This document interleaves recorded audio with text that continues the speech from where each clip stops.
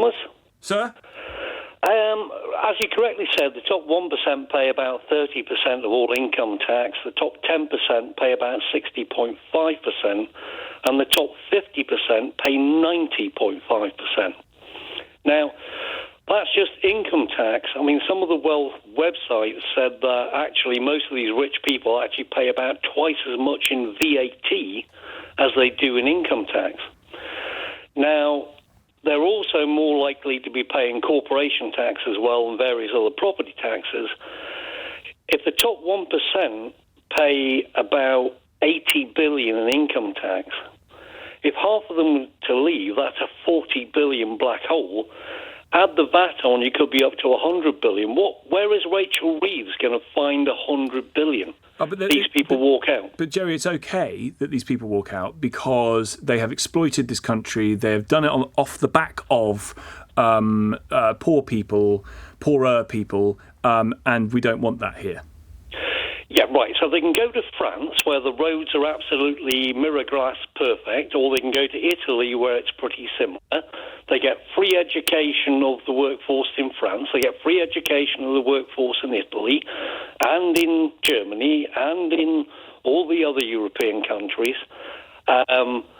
Presumably, they have a fairly good set of people in places like Dubai. Mm-hmm. So, at the end of the day, you can tax somebody so much. I mean, for example, we're doing this for the middle classes already. You've got most doctors now are working 3 days a week, and that's for two reasons. One is for stress, and the other reason is if they're earning £125,000, they're paying 60% income tax, and they say, well, I'm only getting 40% of my money for all that hassle if I knock it down to 3 days a week. Yeah. Yeah, it's crazy. I've got a better quality of life, and I've got most of the money that I would have earned anyway. And there's this remarkable phenomenon of people earning £100,000, which is a lot of money, £100,000 a year.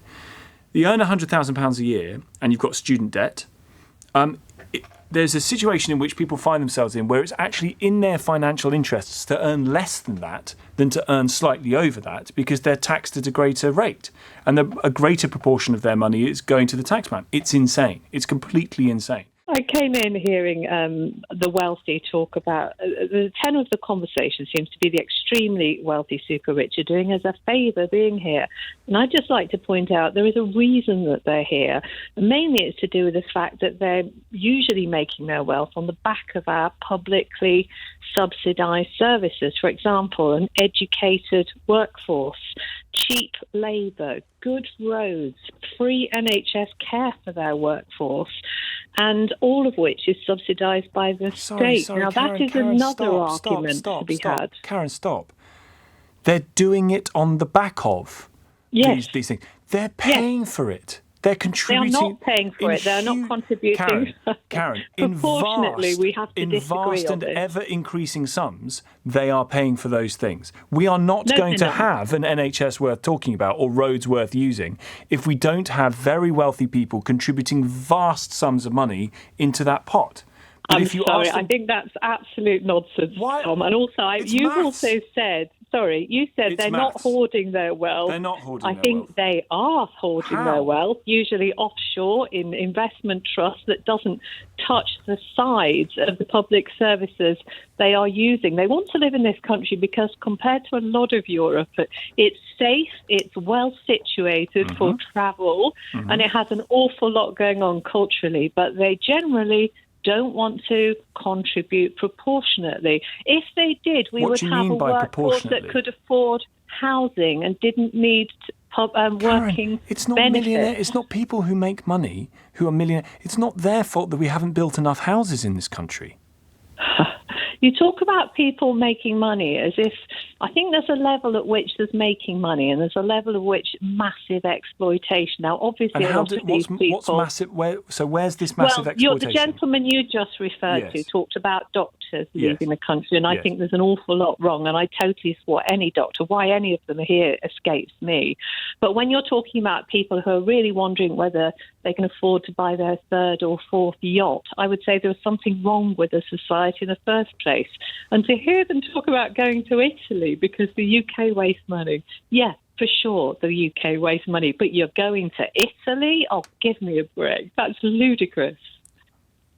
Why? Where's the xenophobia come from about Italy? It's a beautiful country.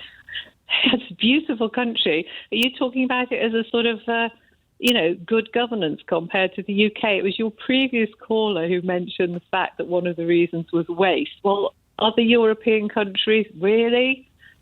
It's an excuse not to contribute to a fairer, juster society but where the idea people that they who aren't contributing has been blown out of the water by my previous guest. But you're talking about it. The way you talk about it, it's like they're doing as a favour. It's some charitable concern they have to. They're in order running. to be here, they have to. But the suggestion that they're doing it in spite of and to denigrate people who are not as wealthy as them on the backs of, in that sense, is wrong. It's just wrong. They're doing it. Well, you say that. I mean, it's a social construct. You can't say whether it's right or wrong. It's an opinion. They're doing it because they like living in. Yeah, it's your opinion.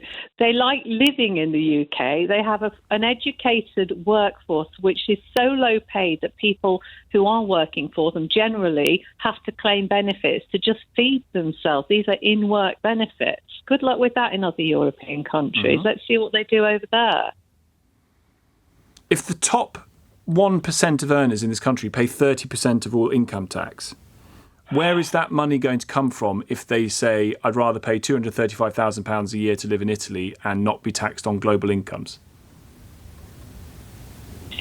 I think it's easy to pick figures like that without looking at how they've amassed their wealth Karen, in this country. It's the thing that is paying for your kid's school and the hospital that you go to in Kingston and the roads that you use. That is what pays for it. If that goes... No, that is not the only thing. What about all the ordinary working people out there paying VAT on everything as a proportion of their income? If anybody's leaving the country, it should be them because they're taxed proportionately far higher than these people. And we all know the super rich don't pay tax unless they absolutely have to. That's why we have an army of lawyers and accountants who help them shield their wealth. Do you think that there are people who earn, who are self-employed, who earn much, much less than the super wealthy, who earn considerably less than the super wealthy, who look to be as tax efficient as possible within the law? Is that morally wrong?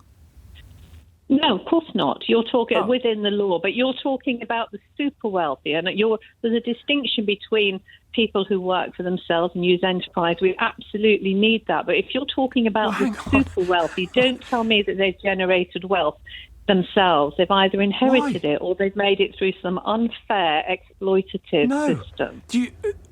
That's to suggest anyone who's made multi-millions has done it by exploiting people. Yes, basically. Okay, well, let's test it. I know that there are people that listen to this show from all walks of life. I'd like to speak to you, please, if you've made a few quid. You're more than a few. You're a millionaire, multi-millionaire. According to Karen, you have exploited people on the way to it. You may well have done, in which case you're a charlatan and I won't mind you leaving.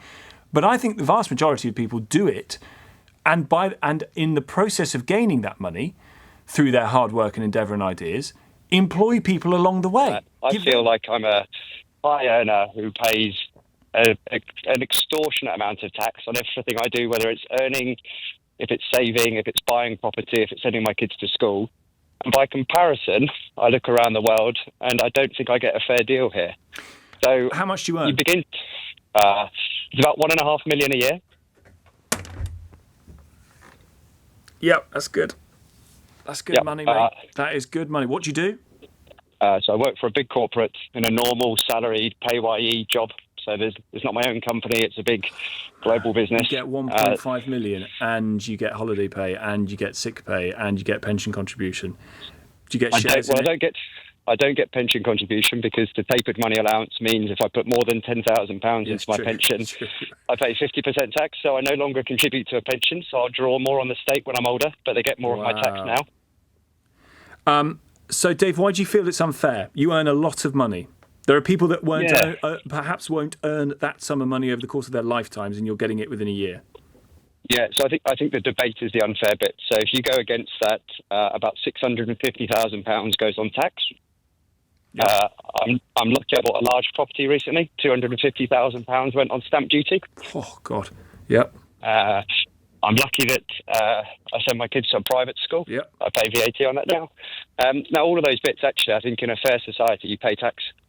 But I think the debate that says everybody at the top is trying to scrounge and avoid tax is a bit of a disproportionate example. You know, there will always be the ultra high net worth who have found a way to do it, as there still also be people who are plumbers who get paid cash for jobs and avoid doing it. But I think the core bit that says the top 1% pay 30% of the tax bill is a fair stat. And I think at some point people say the equation isn't fair anymore when they look at the ability to be mobile and to go to other countries and pay less. This is it. You've got options. If you're that wealthy, you can move.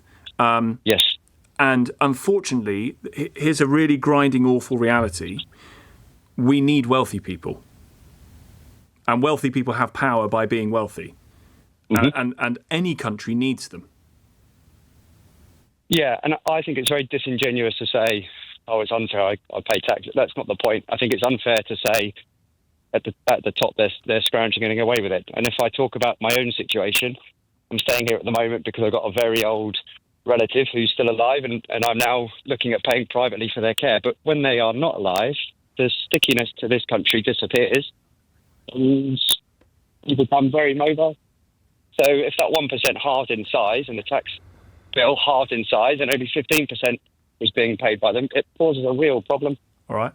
Dave, listen, I really appreciate the call. Thank you very much for the honesty about it. Any jobs going at your place, or...? I don't know. I feel like I could be fired at any moment as well, Tom, to be honest. Well, I'll do him a good deal.